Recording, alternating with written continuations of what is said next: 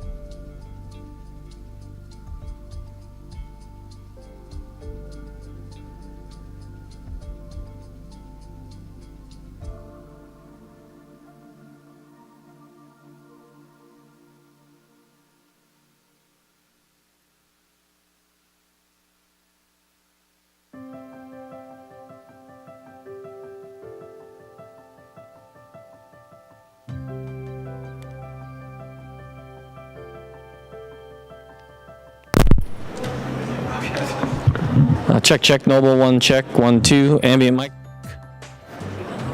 Just call me on my cell phone, check.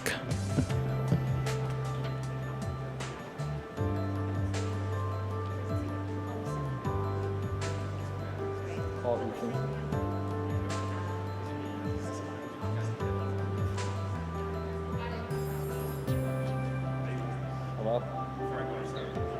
It's working? Thank you. Yeah, why you plug in?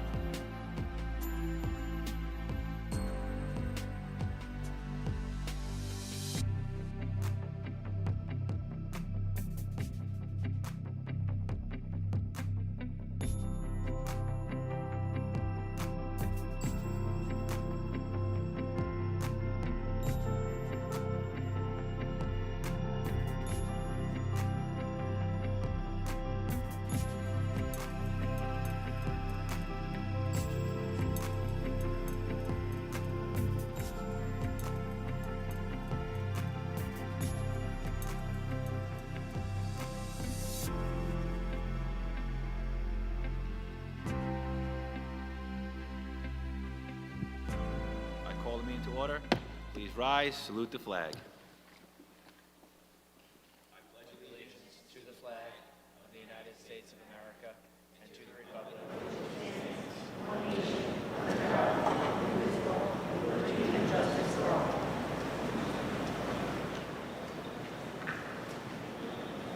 This meeting is in compliance with the Open Public Meetings Law and has been duly advertised in the newspaper as an official meeting.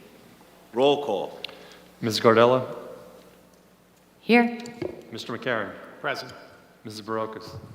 Present. Dr. Osmond. Mrs. Rivera. Present. Mrs. Cass. Present. Mr. Palmieri. Present. I need a motion for approval of the agenda with addendum. Motion. Second. Discussion. Roll call. Ms. Gardella. Yes. Mr. McCarron. Yes. Mrs. Barocas. Yes. Mrs. Rivera. Yes. Mrs. Cass. Yes. Mr. Palmieri. Yes. I now turn the meeting over to Ms. Permilli for her superintendent's report. Thank you, Mr. Palmieri, and good evening, everyone. So it's really hard to believe it's just about 2 weeks until we open school again. Crazy. It is hard to believe we are entering and getting ready to open the doors for 24-25. It's, however, very exciting. We always look forward to seeing our schools come back to life, seeing them fill up again with staff and students. It's just really exciting. Busy time, definitely busy time preparing, as many of you know, and know that we have just recently released middle school and high school schedules. Elementary class assignments are coming out next week on the 26th, and then bus passes after that on the 29th. So definitely a busy time. Our crews are busy in the schools, our staff, our facility crews, our custodians are all quickly preparing and working very hard to make sure that we are completely ready for receiving our staff and our students, and we're very much looking forward to it. Even our fall athletics have started. We see practices happening. It's so nice to see the students out. The weather's been really cooperative there as well. So they're preparing for the season, and we are so grateful that our students still have these options for athletics. It's taken a lot of work and a lot of sacrifices, a lot of problem solving, a lot of sacrifices in other areas across the district to keep these athletic and co-curricular programs for our students, and we are very grateful for that. Along those same lines, we are very grateful for the work that has begun on the field house and the concession stand here at Memorial. A tremendous amount of people in this district who have donated not only money but time, and there'll be more information on that in the next few weeks, but again, I just want to say how grateful I am to this community for stepping up and helping. So along those same lines, we know that through this budget, this very difficult budget that we've had to put in place, we've had some significant cuts. One of those was our late buses for the 24-25 school year. And as we know, those late buses can help provide that transportation for students to participate in the very important co-curricular and athletics programs that really help to make a well-rounded education for students. So working with Mr. Baginski, the Board Transportation Committee, Central Administration here, and our grants coordinator, we are looking to be able to, at the middle school, through a grant, be able to at least provide late buses 2 days a week for most of the seasons that are available for athletics.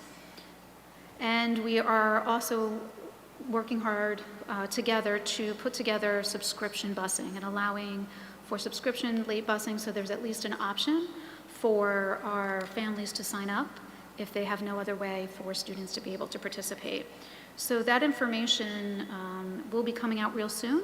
So please take a look at that and see if that can help your children be able to participate in these co-curriculars and athletics. It's not the best scenario, obviously.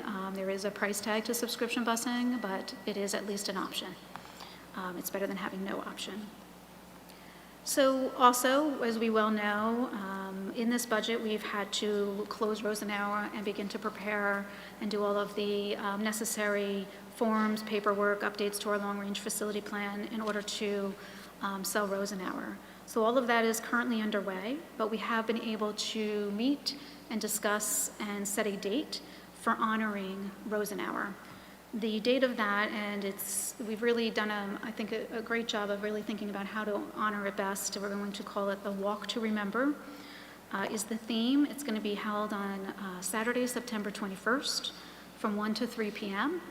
And there's a flyer that Ms. Irwin has, you can see it behind me, the QR code is getting ready to push out either tonight or tomorrow. That will share even more information about the event, but there will be lots of a memory hallway with lots of memories shared, presentations, there'll be some activities held, and just some really strong ways to honor the wonderful education that has happened in that building. So we're looking forward to that. Keep an eye out for that, and we hope to see everybody there with us on that day. Just as a reminder, there are free and reduced lunch applications are available. And again, very important that you fill that form out if you're in need not only of the lunch services, but also other things that by filling that form out, it becomes other services and other money to the district to help offset other things for families who are struggling. So please, if you're in need, please make sure you fill that form out, and we're here to help if you have any questions about that form.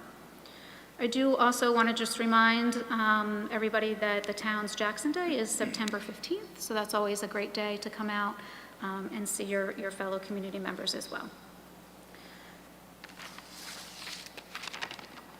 So with that, I'm going to move on tonight to the several presentations that we have this evening. We are going to begin this evening with Dr. Godleski, and she is going to review the annual nursing report with the board. Dr. Godleski.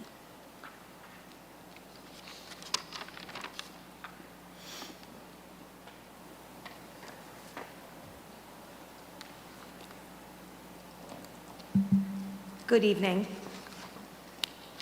So each year, the Department of Education requires that all school districts. There's a presentation. Sorry, did you say something? Oh, I'm sorry. All school districts present the district nursing plan that focuses on staffing as well as levels of acuity and use within each of the school buildings. Student wellness is always a district priority, and our school nurses play a huge role in ensuring this for every child in the Jackson School District.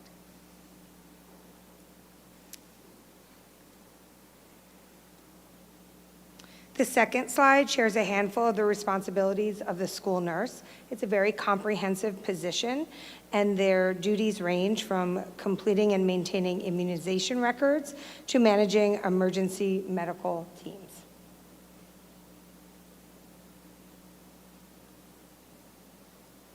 This next slide is a chart that demonstrates the frequency of nursing visits for each of our operating schools during the 23-24 school year. The number in that middle column demonstrates the number of visits for each school, and the number on the right is the number of visits at that same site the previous year for comparison. But when you're comparing, please note that the school population may have shifted over the course of the year and through that time span, which could impact, of course, the number of visits. I'll give you a moment to take a look at that.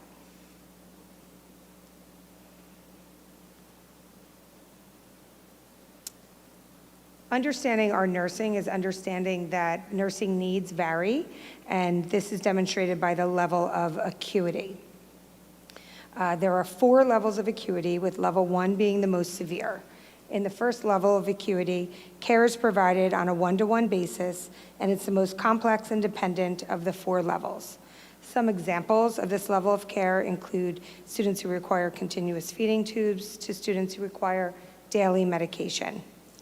The second level on the right hand of the slide requires daily interaction and skilled nursing care, often with close home contact. Acuity levels can include seizure disorders, toileting, or other personal care functions. Skilled nurses are essential for these 2 levels of care. Level 3 and 4 have decreasing levels of nursing involvement and monitoring as needed. This care ranges from administering short-term medications to addressing a minor illness. As a note, most of our nursing care falls into level 4, characterized as minor nursing involvement. This chart takes those numbers of visits and delineates them into the levels of acuity at each of our school locations for the past school year. This data demonstrate that most of our students, as I stated, by a significant margin, are treated at a level 4 of acuity requiring minor nursing involvement. All of this data is, of course, utilized in planning for the next school year. So this is our nursing staff for 24-25. We do have a current opening, so there's a TBD on there, as we have a position that is yet to be filled. We also utilize floating or substitute nurses 2 to 4 days per week to help some of our nursing needs at some of our more populated schools. I want to also identify Ms. Smink as our nursing coordinator in the district, and she does an exorbitant amount of work in creating this nursing plan for our district. Again, looking forward to the next school year, there's points of emphasis that I want to take a look at. It's really important that we continue recruitment and retention efforts for full-time and part-time school nurses and substitutes. It's a challenging position to fill all over, so it's something that we have to keep working on and keep working towards. We want to make sure we satisfy all health-related trainings for staff members, EpiPen, glucagon delegate training, cardiac response teams, and signs and symptoms of anaphylaxis and hypoglycemia with all key stakeholders. This is really important in ensuring our student safety. Renewing CPR and first aid training for all school nurses, as well as building capacity in this area and training some of our staff to become trainers to, again, be able to, right on site, train more people.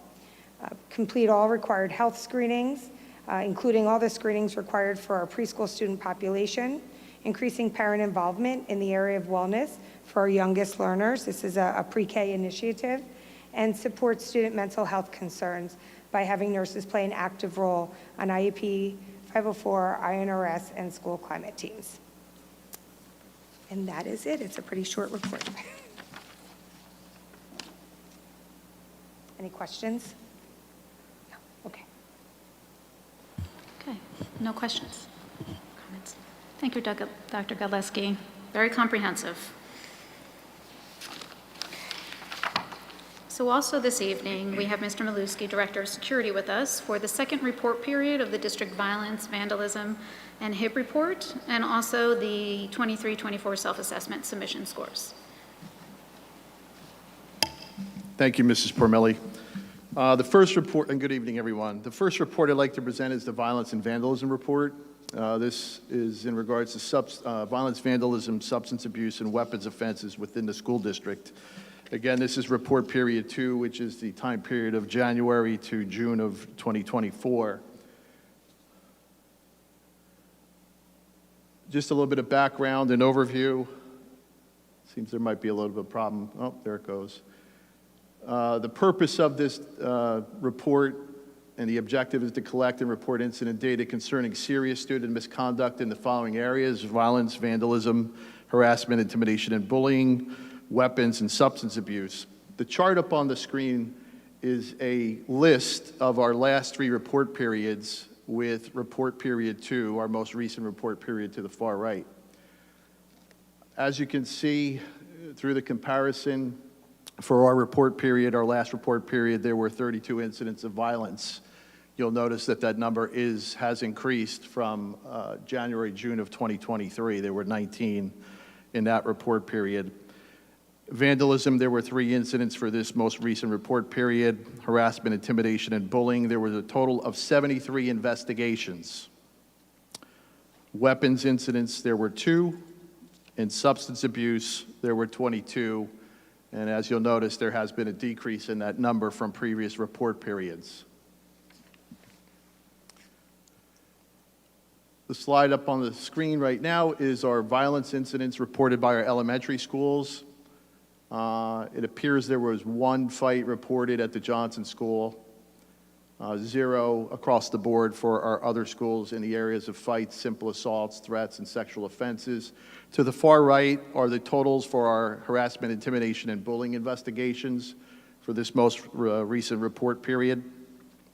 10 at Crawford, Elms, there were a total of 2 investigations at Holman. Johnson had 10, Rosenauer 0, and Switlick 6. Our secondary schools are middle and high schools. In the category of fights, as you'll see, there's a number 21 there. That number is obviously, there's been an increase from previous report periods. In looking at that data and speaking with some of our principals and our staff members, it seems that some of these incidents are attributed to social media and bullying. I'll need to take a closer look at this and look a little bit more in depth. As far as simple assaults, threats, and sexual offenses, the totals are up on the screen there. HIB investigations to the far right. The Get School had a total of 15 HIB investigations. McAuliffe 6, Liberty 12, Memorial 10. A breakdown of our vandalism incidents for the last report period. There were a total of 3 vandalism incidents, 1 at Memorial, 1 at Liberty, and 1 at McAuliffe. All of our other schools reported 0 vandalism incidents. To the far right on the screen is our substance abuse data for the last report period. To the far right, you'll see there were 12 incidents involving marijuana. These are incidents involving students who may have been under the influence. Alcohol 0, prescription drugs 1, substance suspected, but an exam was refused. There were 0 reported. Incidents involving possession of substances, marijuana, there were 12 incidents. Drug paraphernalia, 9 reported. 1 alcohol incident and 1 unauthorized prescription drug incident was reported through the district. Weapon offenses for the last report period, there were 2 reported incidents by our schools.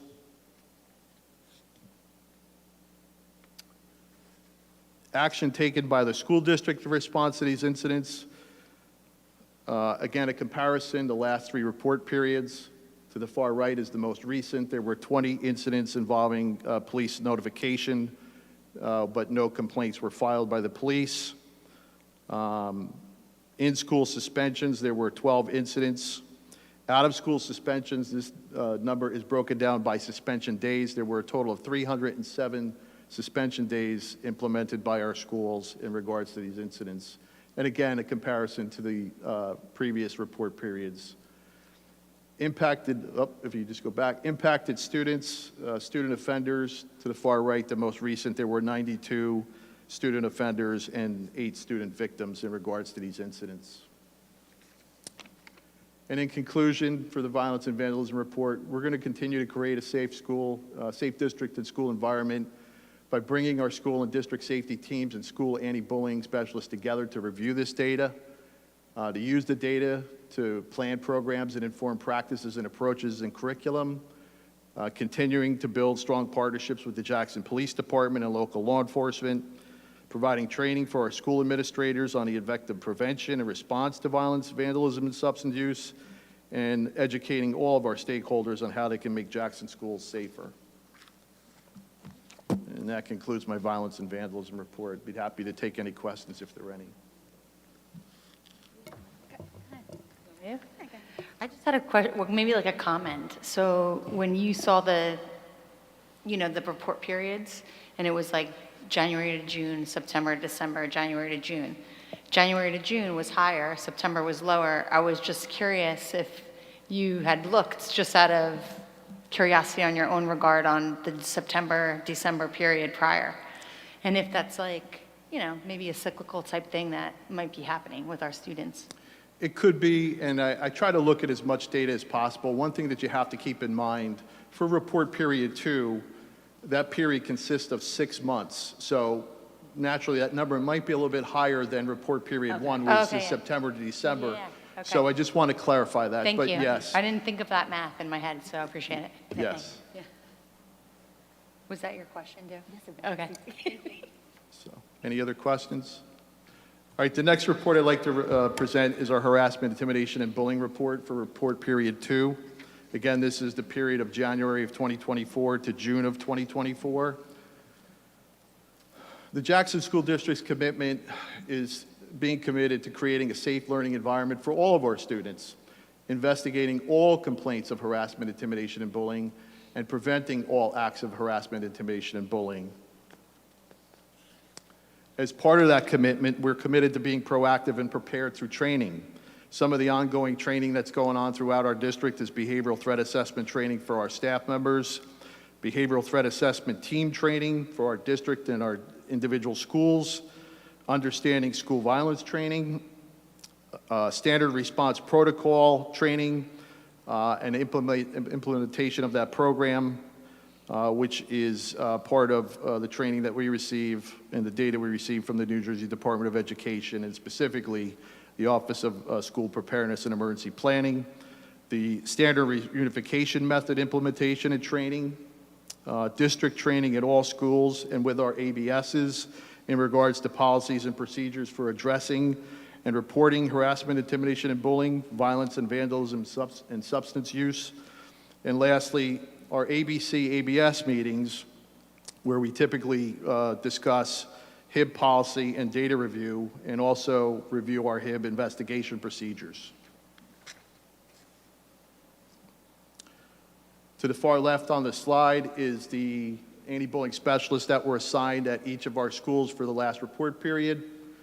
Some of our continuing events and initiatives across the district are assemblies at every school and grade level, focusing in on what is bad behavior, classroom lessons through appropriate activities, such as bucket filling, peer mediation, morning announcements, school spirit days, character education groups, also social and emotional character education, diversity and equity, parent-student social emotional evenings, and presentation of mindfulness, district-wide suicide prevention education, and lastly, climate and culture meetings and surveys that are used to strengthen the use of the data to target our programs and approaches. The next slide is a list of our HIB investigations at our elementary schools. There is a comparison from 2022-2023 to the most recent report from 2023-2024. The breakdown is the total number of investigations. To the far right, out of those total investigations are the number of investigations that were founded after investigation, just to clarify. At our secondary schools, our middle and high schools, again, a comparison from last year to our most recent report period.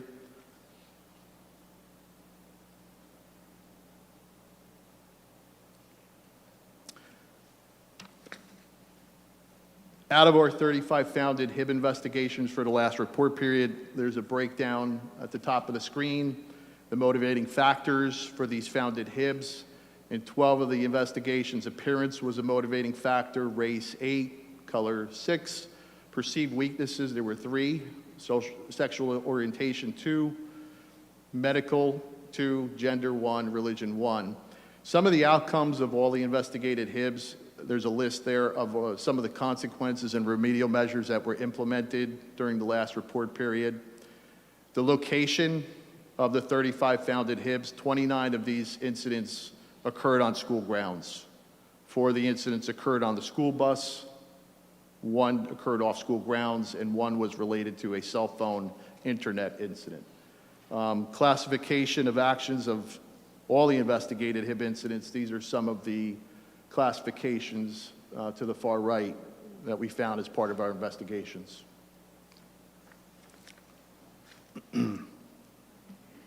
Next up on the screen is our school self-assessment grades. As you're aware, every year we're required to assess our harassment, intimidation, and bullying efforts. Across the top of the screen are the 8 core elements that all of our schools are required to assess themselves in, with the maximum scores allowable for each of those 8 core elements, and the scores that our schools were able to grade themselves with this last report period. To the far right is the total score for each school. Now, the Crawford School came in at 70 with a maximum of 78. Elm 74, Holman 75, Johnson 76, Switlick 75, and Rosenauer 77. On this slide are middle and high schools, again with the 8 core elements that our schools are required to assess themselves in. To the far right are their total scores for the report period and for the year. 66 was the score for Getz, McAuliffe 69, Liberty 75, Memorial 75.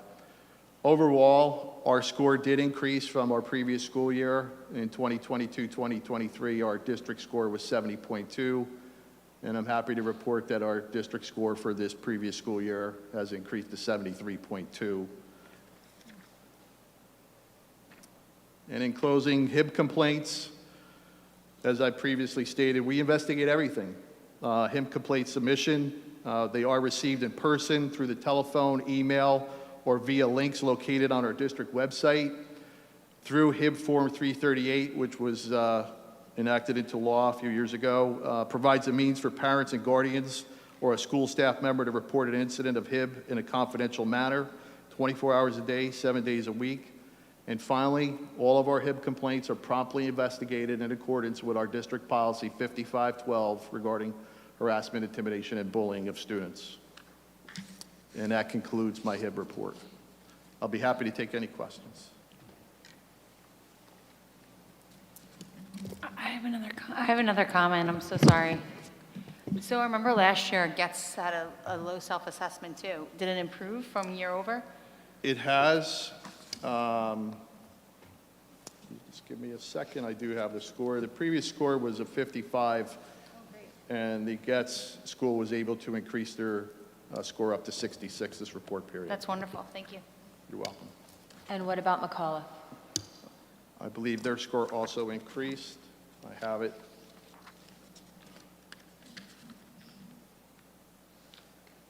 Actually, McAuliffe's score went down 2 points. They scored in at 71 last year. They were at 69 this year. They stayed about the same, but they did go down about 2 points. Keep in mind that these are self-assessment scores. We assess ourselves on this, and sometimes we are our hardest critics because we want to make sure that we're in this, this is a serious topic. We want to make sure that we're doing everything we possibly can to address any kinds of bullying that might be happening. And so if we think we can do better, we score ourselves that way. So I'm sure the action plans behind these will be strong to help us improve and strengthen so that there is less bullying happening. It's definitely an attention for us. Our surveys that came back on school climate, we realized some of the students too feel like they are experiencing bullying, and so we're addressing it. We're making sure that we have action plans behind this to have our students feel safe and secure in all of our buildings. All right, thank you. Have a good evening. Thank you, Mr. Muliski. Very nice report, very comprehensive. So next, I am up next. I will come to the podium. We're going to have a discussion around the district goals for the 24-25 school year and the board goals.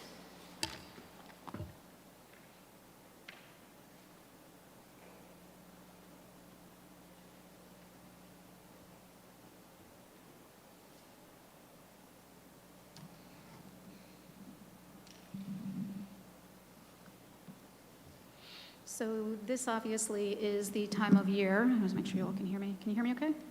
Okay. We work over the summer with our admin team to review data, to review the school year, the previous school year, and we work together to present goals, discuss goals, and things that we need to be working on over this school year. So for the 24-25 school year, these are our draft goals that I'll be taking you through, as well as the board goals. So we've been navigating very much changing and challenging waters for the last 7 years, as many of you are well aware of. Facing drastic financial challenges, constant reduction in revenue, constant reduction in everything in our district. Challenges to keep strong, expensive programs and co-curricular activities. It has been a strong, definite challenge for us over the years. We have changing student population with different needs, diverse needs. Lots of challenges in maintaining staff and filling positions with qualified candidates. As we well know, across the state and the nation, there's a teacher shortage. Struggling to keep morale positive during 7 years of reductions. Very difficult. And as we all know, doing more with less. It has been definitely challenging. We've been trying to navigate these waters for a while. I have to say, though, we have incredibly strong people here. Strong captains, strong crew, smart, creative, talented, innovative, problem-solving, hard-working staff who've helped us to navigate these waters to have the least amount of effect on our students.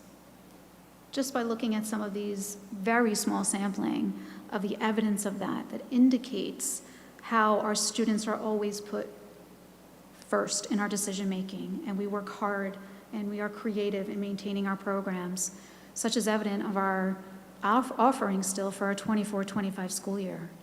We've worked hard, we've made sacrifices everywhere to be able to offer these strong programs for our students.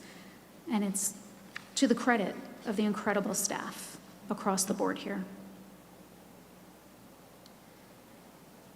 With all of that, though, it is time for us now, we've navigated these waters, it's time for us to raise our sails and navigate a new course for the Jackson School District. It's time for us to look at strategic planning.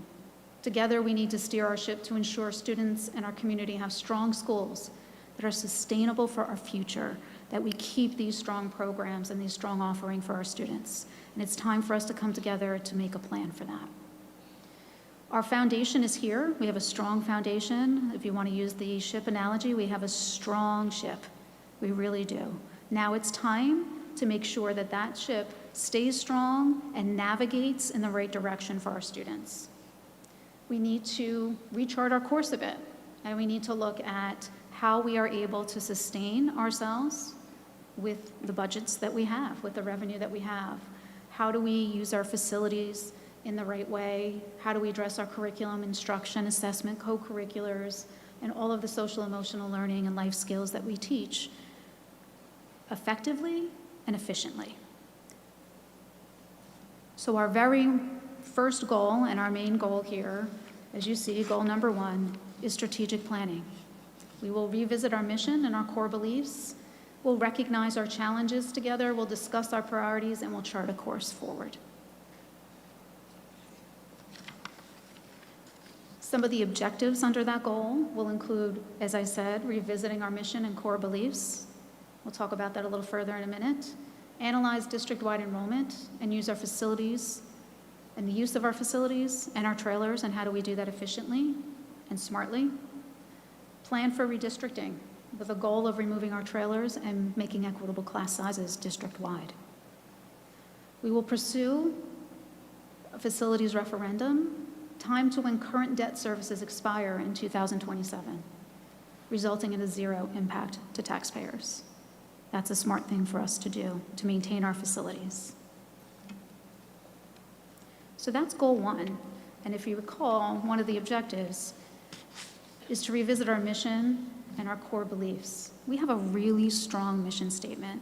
We rely on this often. It's always used as the big picture focus for us as we plan as a district, as we move forward on our daily practices. Just look at some of the red highlights there in that mission statement. It's hard to argue how this is not a strong mission statement. And I do believe when we revisit it, much of it will stay intact. But it is time to look at it and see if it still fits the focus and the vision of this district. That is true of the core beliefs and the values and the beliefs as well. Again, hard to argue with these. These are strong, serve as good foundations for our practices daily in our classroom. But I do believe there's some revisions and tweaks that we probably need to make, again, focused on the different learners in front of us, and again, being able to maintain strong programs. So we will look at that as we go through strategic planning as well. But again, look at these things. I mean, all students can learn. How can we not? Can't argue with that. We can't argue with the importance of critical thinking and fostering creativity. These are good, solid core beliefs, but I do believe we can do a little bit of tweaking in additions to it.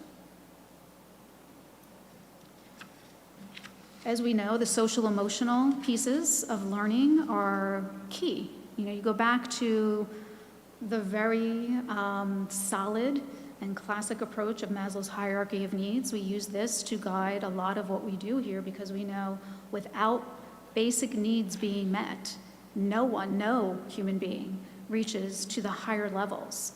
And so we use this to guide us as we are planning again, just as we use our mission statement and core beliefs. This is important to the social emotional pieces of any human being in order to progress to higher levels of thinking and functioning. So with that, we move on to goal 2. We know the health and the safety, the bottom layers of Maslow's hierarchy, if they're not met, feeling safe, feeling your needs are being met, and feeling safe and secure, less learning is going to happen. So goal number 2 focuses around health, safety, and connections. Student and staff's physical and personal safety must be met in order for individuals to perform, learn, and grow academically. And there you see the physical pieces of that safety component will be the objectives under that goal. We'll continue our safety self-assessments and protocols. We'll continue to drill. We'll add new ways of drilling to practice for more different scenarios, such as during lunch and after school. And as always, we'll continue to collaborate with our security and our police department. Now, addressing the emotional and mental health pieces of the hierarchy, we will obviously, and we know that we have been working on this over the last few months since the announcement of Rosenauer, continue to support the smooth transition for students, staff, and families through the closing of Rosenauer Elementary School. We wholeheartedly believe that's super important. We'll use, you heard me reference a little bit the climate survey a moment ago, we'll use that data to build and set goals in our buildings related to continuing to strengthen a positive school culture for students and staff and families in our schools. We can always improve upon that, and we'll use the data to drive those goals. Building positive relationships with students and between students and understand students' interests and backgrounds, again, still continuing on that Maslow's hierarchy, very important to form relationships to get to those next levels of learning and connectedness in your academic achievement. As always, we will continue to address chronic tardiness, being absent, and discipline through logical consequences and remedial measures. We can continually always strengthen and expand our approaches. You can't learn if you're not here. Doing an assignment, doing work when you're not in class is doing the work, but it's not doing the learning, right? A lot of the learning happens within the classroom through the dialogue and the conversation that's happening. So it's very important that our students are with us every day. Continue to build student resilience while focusing on the signs for individuals at risk and the use of our threat assessment teams. We'll expand upon our proactive approaches to reduce bullying and expand remedial measures and restorative practices for not only bullying, but also for discipline.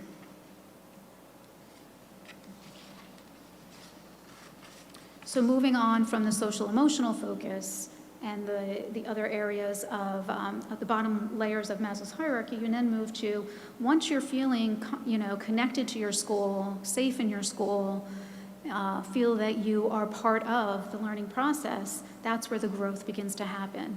And we will focus goal number 3 on the academic growth and rigor. Identifying students' academic needs, setting growth goals while keeping the instructional rigor at the same time. It's important to be able to identify needs and also push that rigor. So we'll increase our academic achievement through implementation of new curriculum resources, K through 8 literacy, and 6 through 12 math. And there's a lot of professional development that's going to be happening for our staff in those areas. And we're very excited about this. We believe this is really going to be a tremendous support for our staff who have a variety of different needs in their classroom with lots of resources available to them, and it's also going to be a great benefit for our students. So students with teacher support will also set goals for learning. They need to be part of the experience, and they will monitor those goals throughout the year, set new goals, and be responsible as well for their learning. We'll expand the use of our district approach to formative assessment and differentiation, and using that assessment data to help differentiate what's happening in the classroom so each student's needs can be met. And we'll continue our professional development around those areas. We're creating opportunities for students to take responsibility of the learning, such as the goal settings I mentioned, and we are going to expand and strengthen the use of the tiered system of support by addressing intervention using a multi-tiered system of support platform that will really help support our teachers, again, with supports and ideas and suggestions for how to meet the needs of students in the classroom. The best learning happens within that general education classroom. That's growth. Moving on to rigor, you see some of the objectives there: communicating high academic standards for all students, engaging students in cognitively complex tasks, creating lessons of higher order thinking, open-ended, problem solving, problem-based learning, and authentic application of learning really takes that learning to another whole level. So continuing our focus this year on that and creating lessons that are involved on a daily basis for students to think at higher levels, and provide that necessary scaffolding to get them to think to those levels and to achieve higher levels of academic success. And letting our students believe they can get there is part of that.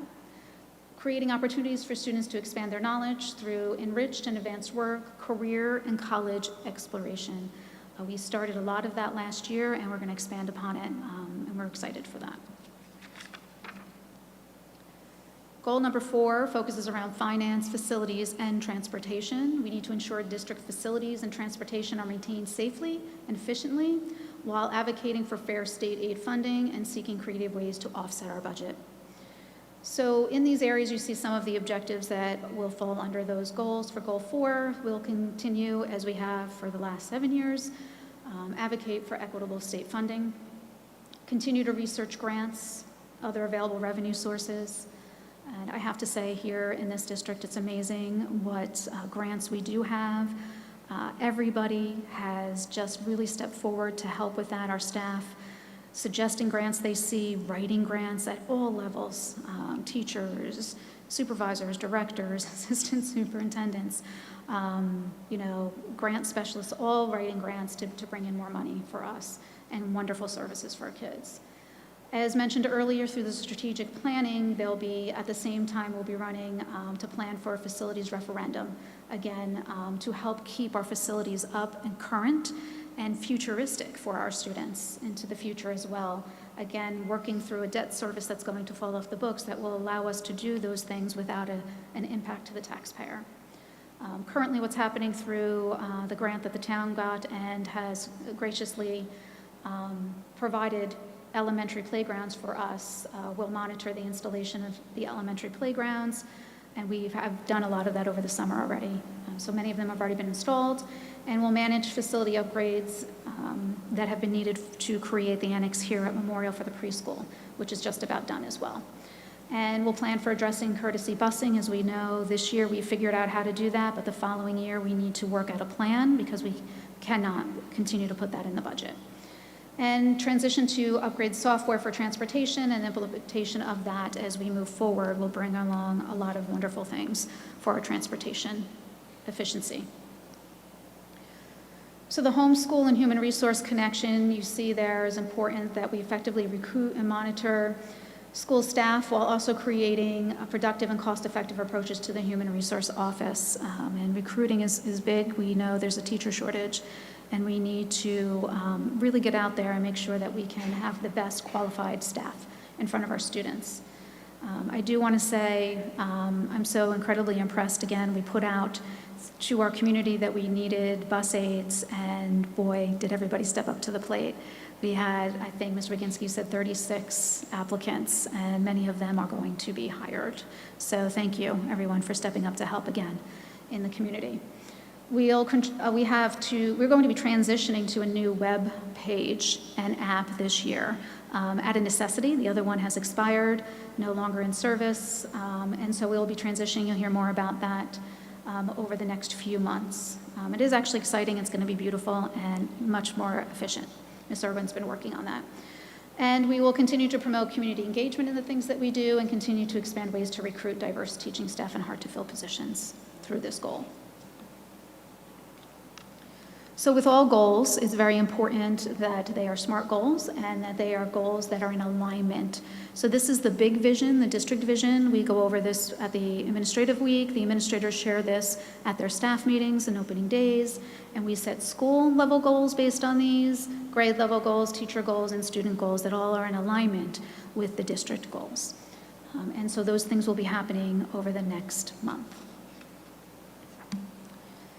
So moving on, I do want to thank board members for completing the survey I provided that would allow us to get some things on a slide for board goals so that we could have a discussion tonight about where the board would like to see their goals, separate from the district goals. So we always say to keep them limited, obviously, and the first one is around fiscal, and the board will advocate, identify, and implement revenue-generating cost-saving endeavors for the district. You see some of the objectives under there. The board and administration will develop a budget that addresses the fiscal challenges forced upon the district by the S2 funding loss. The board will work with the district administration to create a plan for referendum that I mentioned earlier that supports the strategic plan and redistricting that will bring upgrades to the facility as well, also again, not costing the taxpayer any money. And the board will continue to support administration in seeking out grants and other alternative funding sources. I think this makes sense. It's in alignment with the district goals and helps support everything that we're going to be doing this year. And that's a big endeavor, those two things. Strategic planning, redistricting, and looking at a referendum down the road. Curricular and extracurricular, obviously very important. The board will support and monitor the district's commitment to strengthen opportunities to improve student achievement, involvement, and progress. The objectives under that goal, the board will use data and input from stakeholders to work with administration to create a strategic plan and redistricting that will support balanced class sizes, equal opportunities for students, and strategic facility usage to best meet the needs of students that will also be sustainable financially and into the future. Review our annual state of schools, school performance reports, and other data as we present to the board, and provide feedback on curricular opportunities to improve student achievement. Goal 3 for the board follows under the realm of communication. The board will support and monitor efforts to further strengthen communication and engagement with families and community.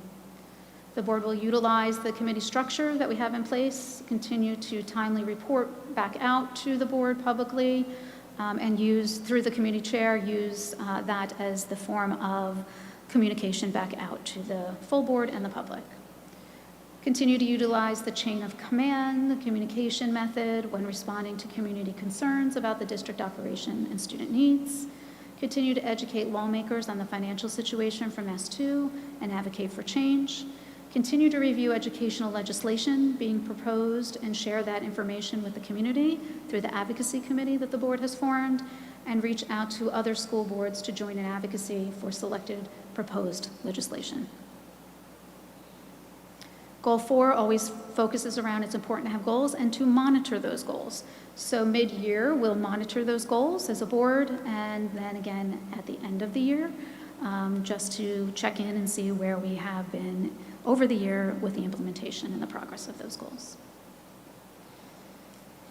So some big work will be done this year. Those are lofty goals, district and board goals. So with that, lofty goals, we will continue to move forward, doing great things for students, but we will be moving forward doing it with less. And even with that, we have a massive commitment and will continue to always put our students as the priority in all decision makings that we have here. But these are some lofty goals, but with the staff we have, the board we have, I know that we will achieve them. So, any discussion, comment, or questions from the board?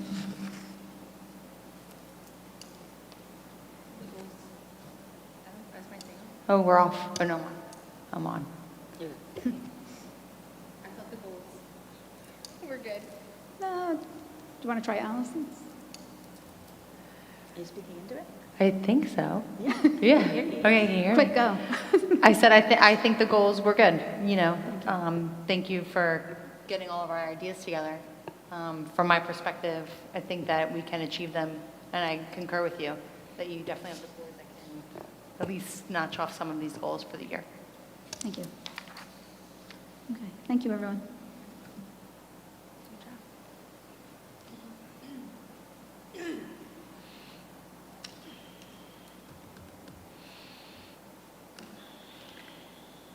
Mr. Palmieri, I turn it back to you. Thank you, Ms. Permilli. We will now have our standing committees report. We have Buildings and Grounds. Chairperson is Mr. McCarron. Yes, thank you. Capital improvement projects, district-wide, Crawford, Rodriguez, there was a repair leak on dehumidification for the heating system. Getz, the new alarm warning system was installed for domestic water station. Liberty, there was a repair to broken windows due to vandalism outside stadium press box. Switlick, Portable 1, remove and replace drainage piping under the floor, install new toilet and floor PVC tile. Johnson, Trailer 2, there was a repair to broken handrail. Getz, repair damaged electrical piping inside the boiler room. Liberty, the gymnasium floor was resurfaced, entire floor, repair and paint all new graphics. Getz water tank project is scheduled, completion is for August 29th. Holman Elementary School gym HVAC project, tentative start date of September 27th, 2024. Thank you. Thank you, Mr. McCarron. Transportation, Ms. Cass. Transportation met on August 14th. It was Mrs. Permilli, Mr. Baginski, myself, Mrs. Osmond, and Mr. Palmieri. The things that we discussed were the routing for the 24-25, which is in good shape, and the new software upgrade is a great benefit. We do have a shortage of van aids, which was discussed in the presentations. We know that a lot of people did apply for that, so that looks to be looking up. Late buses for 24-25. We're going to do Title I is paying for activity bus for 2 days a week at McAuliffe. Title IV will be paying for an activity bus for 2 days a week at Getz. Possible use of subscription service for late bus for the remaining days at the middle school and all 5 days at the high school. Mr. Baginski is working on outlining a detailed plan for subscription busing. The committee agrees that we should move this forward. So that'll be coming in the future. We also discussed the cost for electric buses versus traditional diesel. On the agenda, there is a bid, right, for electric buses, which we have a grant for. But we want to look at the long-term financial strains for both of them, so there'll be more discussion on that. We did receive a grant for the electric buses, a possibility of 12. Again, we just need to, go over all the facts and figures. The first 2 grants completely cover the cost for the buses and the charging statements. It's recommended we go with that. That's for the 2 buses, correct? The 2. And then the 3rd grant will cost the district a little bit more, but it does not cover the cost of the charging stations. So again, all of this will be a continued conversation. We also discussed the exchange about courtesy bus routes that occurred between the town and district and the safeguards needed for these routes. And again, that'll be an ongoing discussion. Thank you. Thank you, Mrs. Cass. And while I have you, if you could report on policy as well. Okay, this one's a long one. Policy met on August 7th. It was Dr. Godleski, myself, Mrs. Barocas, Mr. McCarron, and Mrs. Pormelli. So I'm going to just read all of the policies that were discussed and what happened. So there was a board member number and term that was just revised. That comes from Strauss Esme. This is mandatory remote public board meetings during a declared emergency. That was abolished. Policy 2200, curriculum content, mandatory. It was revised, language changes.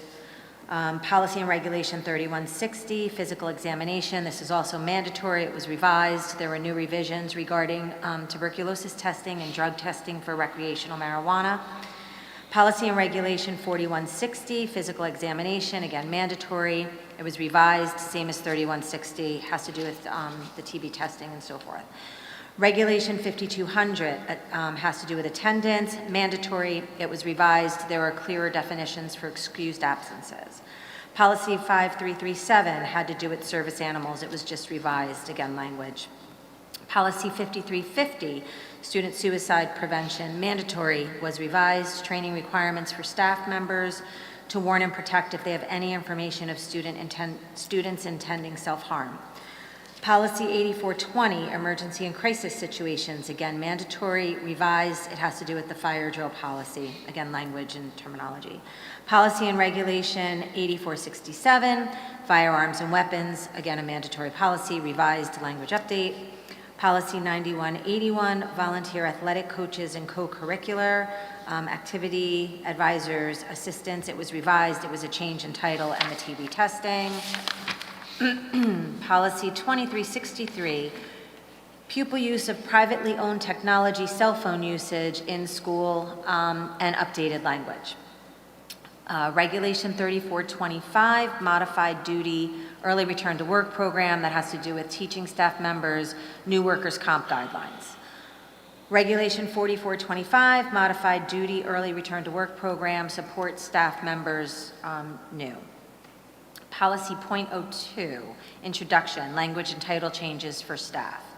Policy 5756, transgender student, reviewing the policy revisions within the state guidelines.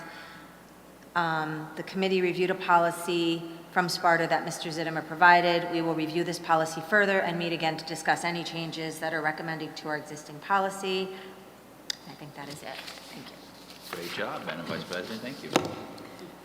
State and County School Board Representative, Chairperson, Ms. Rivera, you have anything to report for us? Yes, next county meeting will be Wednesday, September 25th. It will be hybrid at 6 o'clock, Clarion Hotel in Toms River. Thank you. I need a motion for approval of policy and regulations first reading. Motion. Second. Discussion. Roll call. Ms. Gardella, Yes. Mr. McCarron, Yes. Mrs. Barocas, Mrs. Rivera, Yes. Mrs. Cass, Yes. Mr. Palmieri. Yes. I need a motion for approval of policy abolished. Motion. Second. Discussion. Roll call. Mrs. Gardella, Yes. Mr. McCarron, Yes. Mrs. Barocas, Yes. Mrs. Rivera, Yes. Mrs. Cass, Yes. Mr. Palmieri. Yes.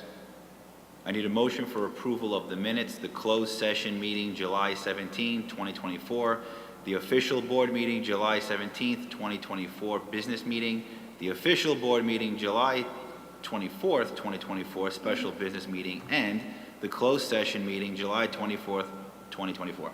Motion. Second. Discussion? Roll call. Mrs. Gardella, Yes. Mr. McCarron, Yes. Mrs. Barocas, Yes. Mrs. Rivera, Yes. Mrs. Cass, Yes. Mr. Palmieri. Yes. I need a motion for approval of the bill list. Motion. Second. Discussion? Roll call. Mrs. Gardella, Yes.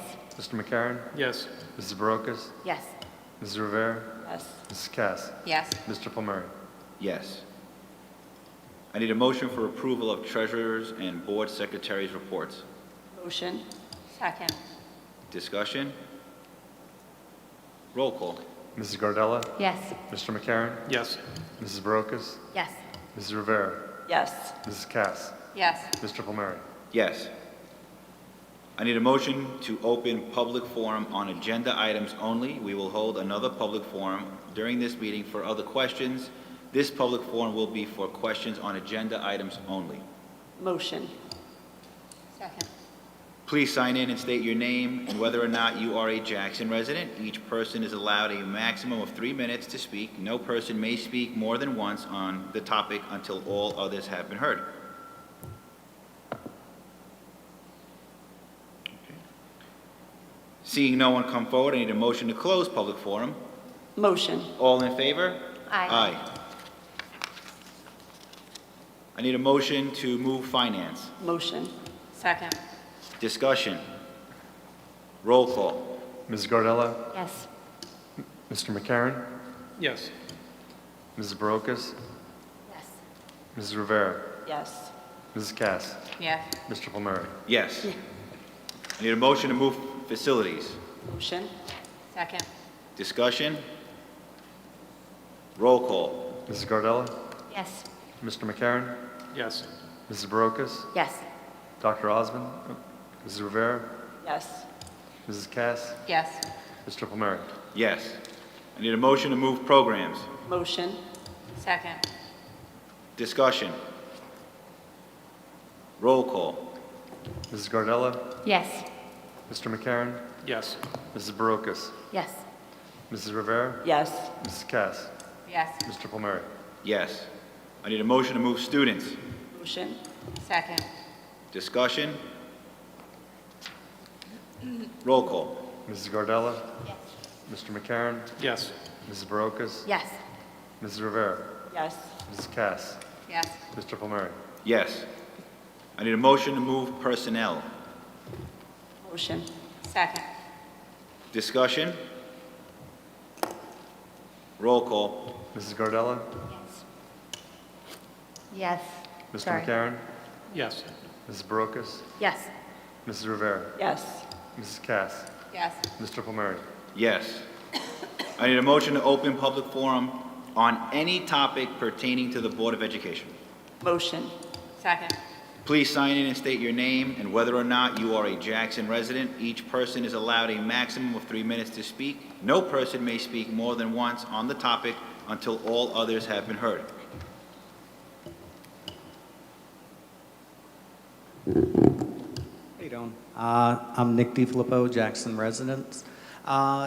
Just a quick question. I heard something about a revised mobile phone policy in one of the speaking, like personal technology.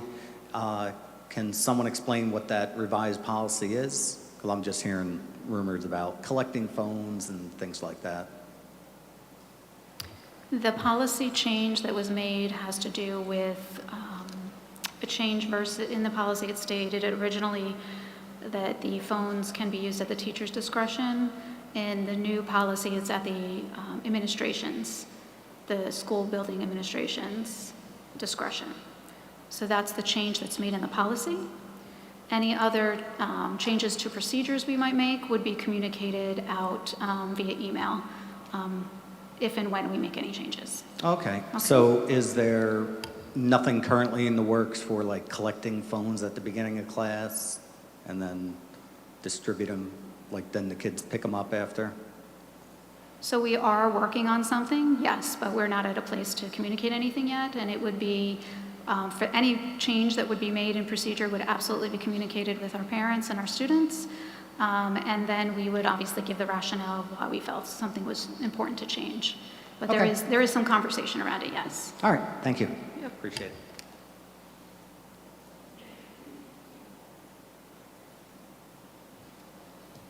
Are there any additional questions or comments? Seeing no one come forward, I need a motion to close public forum. Motion. All in favor? Aye.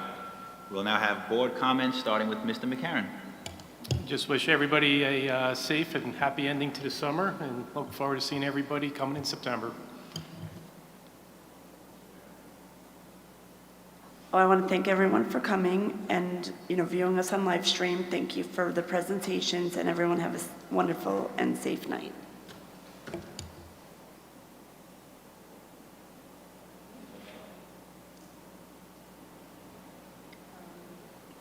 Mic's not working, but there it is, okay. I just want to thank everybody for coming out. Thank you for the presentations from our administration. They were very thorough and comprehensive, and I appreciate that. And, I look forward to continuing another school year with the Board of Education up here, at least, most of you through January. And I think that we're going to do great things, and thank you to the community. Have a great night. Ms. Barocas? Thank you for everyone who came out tonight. Thank you for those that are watching online. I too am looking forward to a successful school year and working with everyone on the board and working with our community. Everyone have a good night. Ms. Cass? I just want to thank everyone for coming out as well, and I want to thank everyone. We got some generous donations for the Fieldhouse concession stand, and work has started, correct? Right, so that's a great thing. Again, I want to thank everyone for your presentations today. They were great, and I do think we have great goals, and I think that we're going to have a great year ahead. So looking forward to the school year and this team. Thank you. Thank you. I would also like to just thank the community, the businesses and organizations that have donated not just monetarily, but also time and skills, their skill set into the renovations for the memorial concession stands and field house. This was something long overdue. Unfortunately, with the 7 years of S2, this was something we were not able to do within our own budget, but the community has come together. We have had great support from our mayor, Mr. Mayorina, as well as the council, especially Ms. Council President Kuhn, who has helped facilitate a lot of this. So when a town and its governments come together, I think just goes to prove that great things can happen. And this is just one small nugget of great things that is coming to fruition. And I'm excited to see what else as a town that we can do together to keep not just this school district strong, but the community at large as well. So I'd like to thank everybody for that, and I'm looking forward to having our Memorial students enjoy the field house and the parents enjoying the new renovated concession stand. So thank you, and have a great evening. I need a motion to adjourn. Motion. By acclamation, aye.